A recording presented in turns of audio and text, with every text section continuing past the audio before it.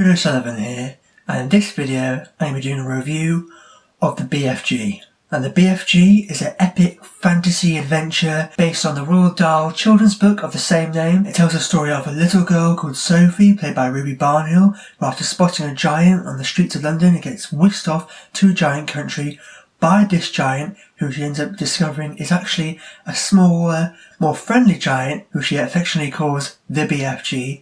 And the film essentially revolves all around the two of them and the relationship that they have and the friendship that develops between the two of them. Directed by Steven Spielberg, the film stars Ruby Barnhill as the little girl Sophie, as well as Mark Rylance as the big friendly giant himself, the BFG. Now going into this film, I was actually quite excited and looking forward to seeing it. I mean, I wasn't really excited and really looking forward to it or anything because I'm not a massive fan of the source material, but that being said, I did grow up with a lot of the Roald Dahl books. I remember reading a lot of them as a kid in school, you know, BFG, Matilda, Charlie and the Chocolate Factory, The Witches, all those books I remember reading as a kid in school. So yeah, I was kind of looking forward to it, but what really sold it for me and what really got me excited to see this film was when I heard that it was going to be directed by Steven Spielberg. And when I first saw the trailers as well, the trailers weren't amazing, but I did like the look of the trailers. It had this very kind of magical, fantastical feel to them. Directed by Steven Spielberg, Mark Rylance as the BFG, Mark Rylance and Steven Spielberg teaming back up together again. Steven Spielberg going back to doing more fantastical, family-friendly films. I was like, oh, I am in. So I was excited to check this movie out. I'm really curious to see how it would turn out.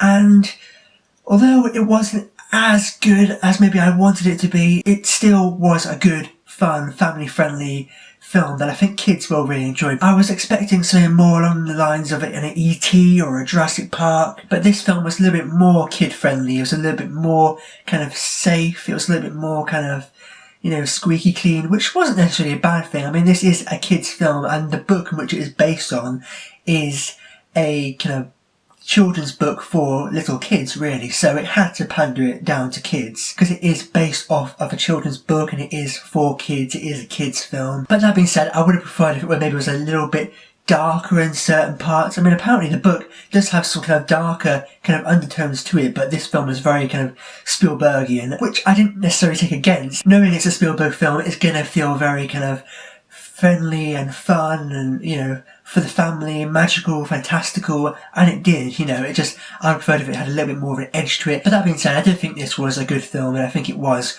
well done. I find the biggest positive I can give this film is the performances by the actors. I think both of them did great jobs. Both Ruby Barnhill, this young up-and-coming child actor, she really surprised me. He did a really great job because, you know, sometimes you get child actors in films and they're not that great and it takes you out of the film because you can tell that they're acting and they're reading lines and putting on an act, and you know, but she actually did a really great job and really making us believe that she is this character in this world, witnessing these, you know, larger than life fantastical things with a big friendly giant there. And seeing as a lot of it would have been like CGI or Mark Rylance and motion capture, and a lot of it wasn't really there, I think she did a really great job at really kind of delivering a really great, believable, convincing performance despite being quite a young, you know, up-and-coming child actor. And of course, I have to mention Mark Rylance as the BFG. As soon as I heard he was cast as the BFG and I saw the pictures and saw the trailers, I was like, that is so great. He just so looked the part. I mean, he looked just like Mark Rylance, but then he looked just like the BFG as well. It was just so great. And the fact that they had the technology now to do the motion capture performance, I'm kind of glad they waited until now to do this film because I don't think it would have been nearly as good if it was just a straight up CGI BFG. The fact that it was motion capture and we had Mark Rylance behind the CGI, we could see it was his face, it was his eyes, we get the expressions coming through, it made it all the more emotive and it made it all the more engaging. You really believed he was a real character. I mean, he looked real, it looked just like Mark Rylance, but it looked like a real giant. We could see Mark Rylance there behind the layer of CGI, like I said, and it really helped us be able to connect with him and connect to the relationship that they have. And that's another big positive I can give this film.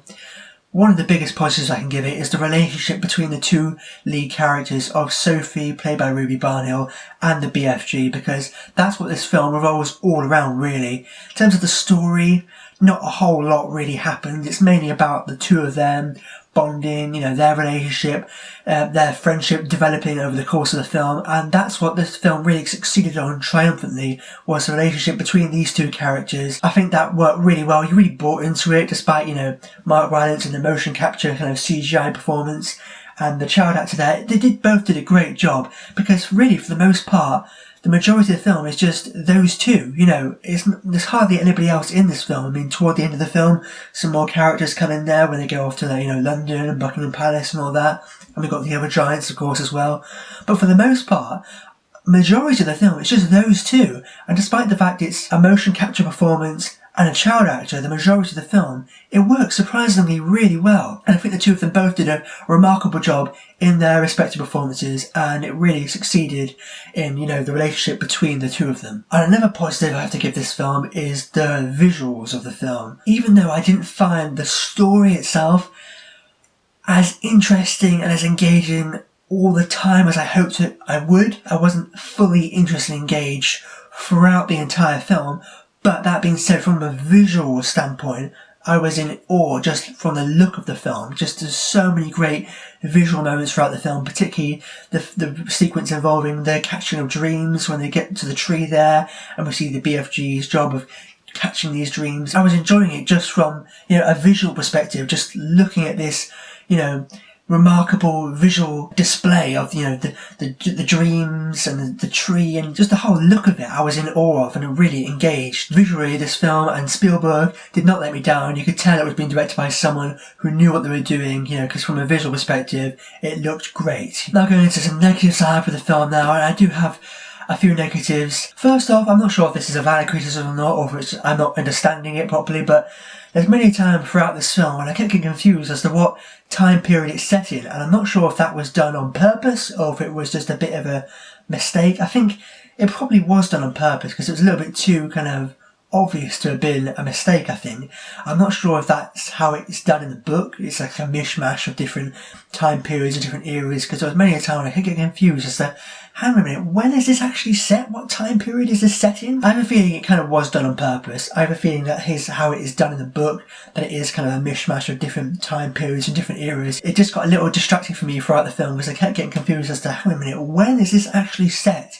What time period is this supposed to be? But I have a feeling, like I said, it was kind of done on purpose. It just got a little distracting for me throughout the film. But by far the biggest negative I have for this film is that in many occasions throughout the film, it felt quite slow.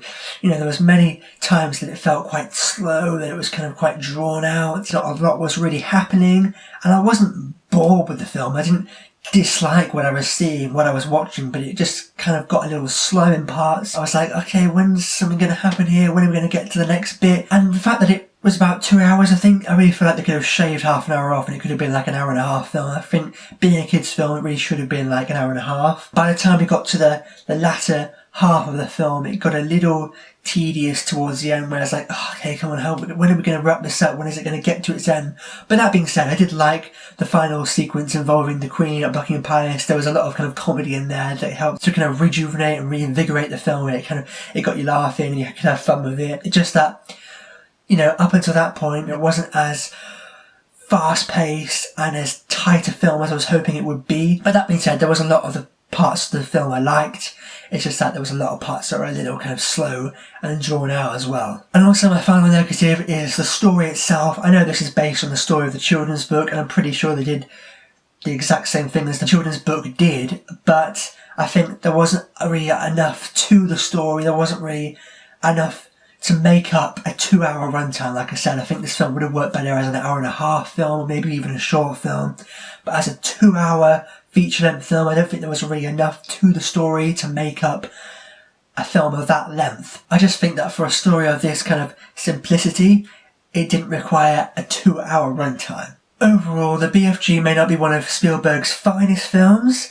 It may not be one of his best family-friendly films, but it was still a fun, fantastical, magical family film that I think kids will really enjoy. With magical, awe-inspiring visual wonder, 2 remarkable lead performances, and a fantastical, family-friendly story, the BFG is a light-hearted, fun, family-friendly film that I think kids will really enjoy. I'm going to give the BFG 4 stars.